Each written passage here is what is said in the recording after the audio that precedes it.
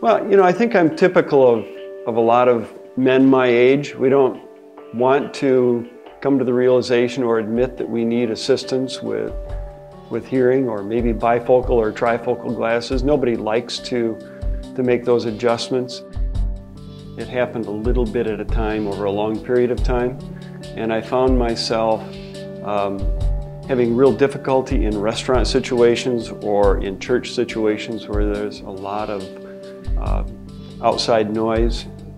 My wife happened to be talking to me with her back to me. I would have to ask her to repeat things time and time again. I started to have difficulty hearing my little granddaughter's voice when she was running away from me or when she wasn't looking right at me. So it was just little things, and realizing that, boy, I'm having people repeat things an awful lot. I'm a cyclist, and I was out riding with a group of people, and I think it may have had to do with the sound of the bicycle tires and so on. We were in a group of a half dozen or so people, and during the course of that hour-and-a-half ride, I just had to keep asking my fellow cyclists to repeat things to me over and over again, and finally I just decided to ride at the back of the group so that I didn't have to embarrass myself any longer. Craig Van Doorne talked with me and suggested that he might have something I might be interested in. We talked about my lifestyle and what was going on with me, and it was at that point that we tried these amps, and we've been in partnership ever since. The hearing device I have is called an amp, and it is fairly simple, as it's been described to me by Craig and Karen. I take them out at night or when I take a shower, and I put them in the morning. It's just a super simple, clean, easy device to use.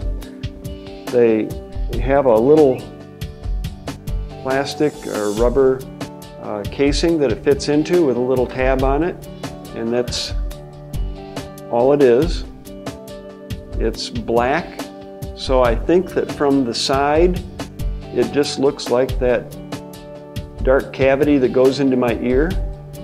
People cannot see them. I have had people, when I've told them that I have a hearing device in, they stand 2 feet from my ear and they look and they cannot see them. I think of a situation that happened to me. Again, I was on a cycle ride with a group of cyclists, and I was riding next to a new friend that I had made, and we were talking about music, and he said that he was starting to have some difficulty hearing some of the high frequencies. And as we're cycling along, I told him, you really ought to think about having your hearing tested. Have you had it tested? And he said no. So I explained to him what Craig Van Doorne had told me about hearing loss, that once you stop hearing certain frequencies, your brain forgets how to register them. And he kind of paid close attention to that. There's one thing I like about Van Doorne Hearing Care is when you come here, you feel as though you are the only client that they're taking care of at that time. There's not an office full of people waiting their turn. You're greeted and they make you feel as though you are taken care of and you are the only one they're taking care of at that time.